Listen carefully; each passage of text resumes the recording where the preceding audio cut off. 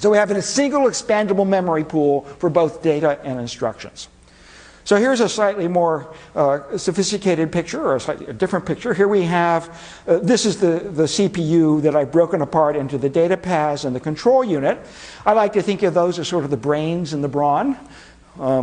Right? So the control unit is the thing that's supplying all the direction. It figures out what to do. And the data path is the thing that's actually in charge of manipulating the numeric values and updating scratch pad registers and things like that. And they both have connections to memory. There's a way in which we can provide addresses to memory to talk about a particular location. In the case of interacting with the data path, we can both take values, data values from the memory and put it into a scratch register, or we can take information from the scratch register and write it out to memory. So there's this sort of notion of a load and a store. And over here, the control unit's reference to memory is really just to read the memory to fetch the next instruction. So your memory is sort of divided up into holding both data and instructions. So inside the data path, we're going to have a larger repertoire of registers. We're going to actually choose to have 32 registers, each of which can hold a 32-bit value. We're going to have a way of selecting 2 of those registers to operate on. So this is a big 32-to-1 mux that is choosing which register value becomes the A operand for the ALU. And we have another 32-to-1 mux that's selecting which operand becomes the B operand to the ALU.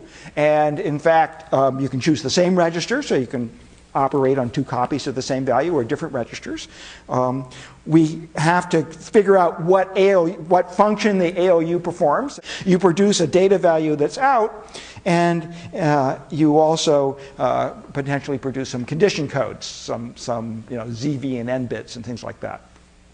Okay, and then the final thing that we need to do is specify which one of these registers here will get the resulting value. So we can read 2 values from the registers, called a register file, okay, and then we can go ahead and select an operation, and then finally we write the answer back into a particular destination register. Very simple idea. So the scratch pad is involved in every operation. That 32 register scratch pad is involved in every operation. And then occasionally we'll move information from the scratch pad to memory or from memory to the scratch pad. In terms of the instructions, we have something called the program counter, which is that index that I talked about that told us where the instruction should come from in memory.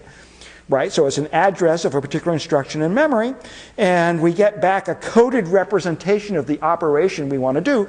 This encoding will tell us everything we need to do about how to set up the A cell and B cell and FM and dest operations. It will tell us what to look at in terms of the condition codes from memory. From the ALU or from the data path to figure out what the next thing we should do is. Mostly what we're going to do is compute a value, put it back into the scratch pad, and then this little loop here is a very simple idea of the control structure. We're simply going to step through memory executing instructions. And either at the end of this lecture or the beginning of next, we'll do something a bit more sophisticated.